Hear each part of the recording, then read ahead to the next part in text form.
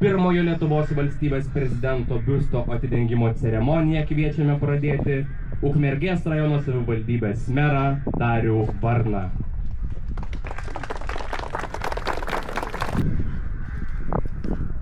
Labadiena, mėly prezidento Antano Smetonos giminaičiai, gerbiami Seimo nariai, mokiniai, visi susirinkę svečiai.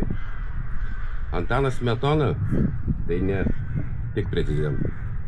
Jis buvo vienas iš Lietuvos valstybės kūrėjų. Išmintingas vadovas, kurio politinė ir kultūrinė veikla paliko gilų pėdsaką mūsų istorijoje. Jis buvo tarp tų drąsių žmonių, kurie savo veiksmais ir žodžiais formavo laisvės idėją. Įkvėpė tautą, tikėti savimi, tikėti valstybę. Didžiuojamės, kad Ukmergės žemę užaugino šį šviesų žmogų ir džiaugiamės, kad nuo šiol Ukmergėje, šioje gatvėje, kuri neatsitiktinai pavadinta prezidento Antano Smetonos vardu, vėl stovės biustas, kaip gyvas priminimas apie mūsų valstybės ištakas, vertybės ir asmenybės. Norim nuoširdžiai padėkoti idėjos autoriams, istorikams ir visiems prisidėjusiems prie šio reikšmingo biusto atkūrimo ir kad šiandieną iškilmingai galime jį atidengti. Iškilminga akimirka.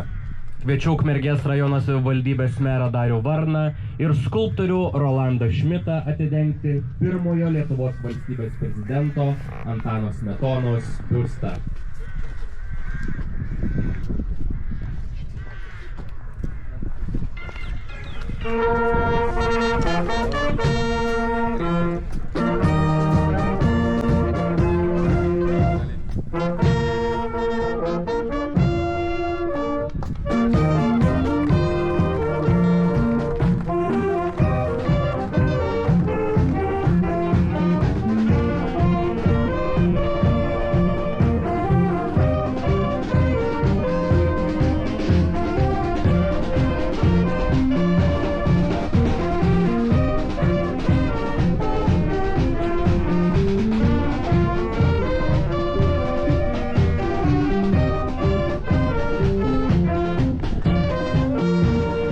Busto skulptorių Rolandą Šmitą.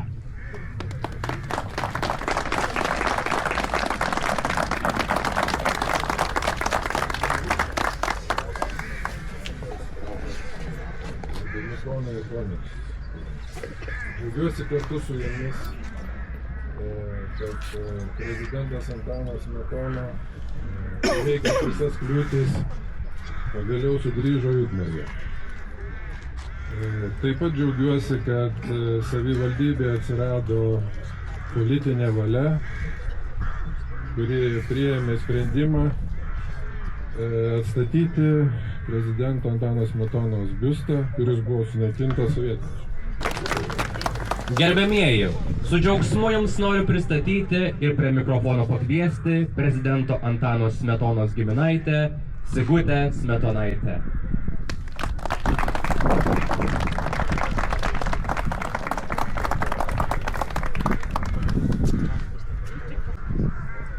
Labą dieną, mėlieji.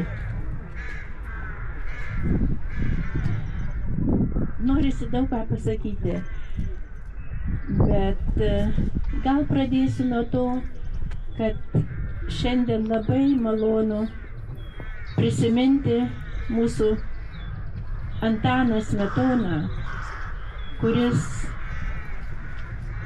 ne tik tai pirmos nepriklausomos Lietuvos valstybės prezidentas, bet ir vasario 16-osios akto signataras, kuris visas savo jėgas, visus sugebėjimus, išmanymą, pagaliau visą gyvenimą paskyrė Lietuvos valstybės kūrimui, nepriklausomybės kūrimui. Prie mikrofono kviečiu Ukmergės rajono savivaldybės mero visuomeninį konsultantą, buvusi Ukmergės rajono komendantą, dimisijos majorą Vidmantą Leščių.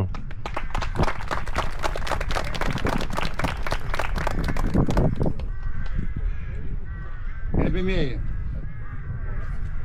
Gerbėmieji, Antanas Smetona pirmasis ir paskutinis tarpukario Lietuvos prezidentas. Džiaugiuosi, kad esu jo giminaitis ir kad šis biustas pastatytas pirmojo pėstininkų didžiojo Lietuvos kunigaikščio Gedimino pulko teritorijai.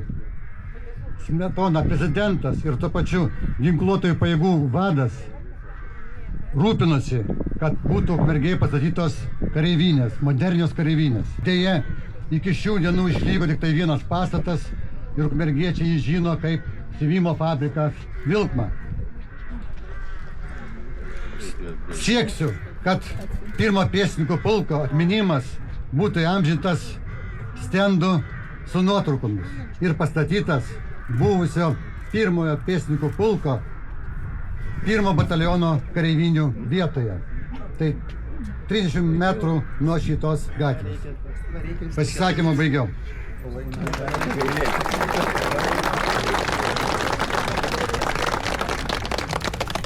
Gerbėmieji, tikiu, kad saugosime ir puoselėsime savo ir Lietuvos atmintį, prisimindami tuos, kurie darbavosi kurdami tautos židinį, džiaugiasi jo liepsnojančių gyvybės pasireiškimu, gyveno ne vien savo, bet ir kitiems.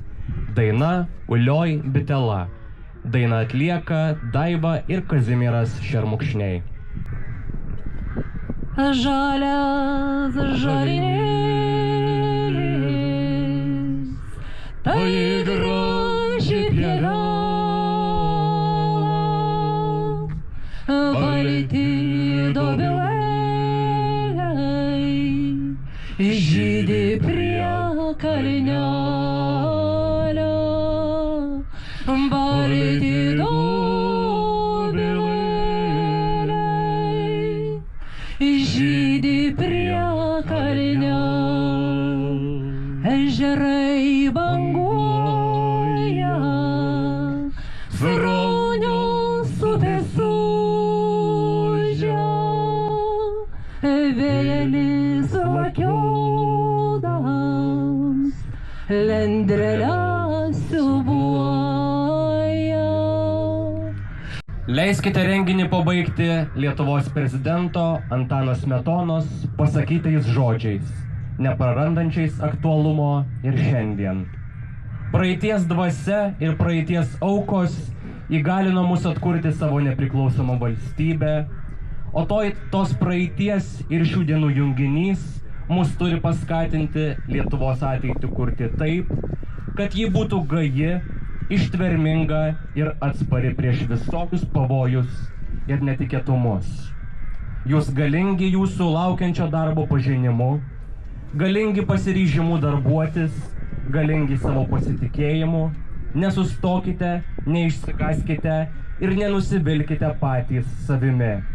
Tik ryžtingai žengdami į priekį pasieksime tai, ko trokštame labiausiai – vieningos ir klestinčios Lietuvos valstybės.